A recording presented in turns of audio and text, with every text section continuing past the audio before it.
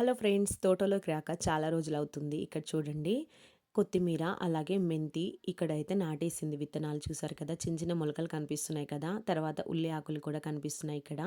ఉల్లిపాయలు పాడైపోతే పడేస్తుంటాం కదా, కొంచెం స్మెల్ వచ్చినా పడేస్తాం కదా. అలా పడేయకుండా కొంచెం మట్టి తోడు పెట్టేసామనుకోండి, ఉల్లి ఆకులు స్ప్రింగ్ ఆనియన్స్ అయితే మనకు ఇంట్లోనే దొరికేస్తున్నాయి. అలా పెట్టేసేయండి, ఊరికే పడేయకండి. తర్వాత ఇక్కడ చూపిస్తుంది మెంతి అండి. తర్వాత బెండ చెట్లు, అలాగే బీర తీగ చూసారు కదా ఇక్కడ చూపిస్తుంది. అలాగే ఇవి చాలా చాలా టేస్టీగా ఉంటాయి కదా, ఆర్గానిక్గా మనం ఇంట్లోనే పండిస్తే.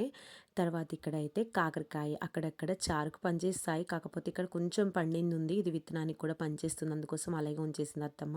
వీటితో పాటు చిక్కుడుగాయ కూడా ఒక పావు కేజీ దాకా వస్తుందండి. ఇక్కడ అక్కడక్కడ కాసిన చూసారు కదా. తర్వాత పచ్చిమిర్చి కూడా ఉంది, పచ్చిమిర్చి అక్కడక్కడ ఒక హాఫ్ కేజీ దాకా వస్తుందండి.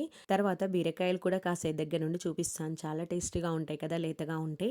మా చిన్నోడికి కూడా హాయ్ చెప్పేసేయండి. తర్వాత ఇంకో విషయం అండి, పసుపు కూడా ఎలా పండిస్తామో ఎలా తయారు చేస్తామో చూపిస్తాను.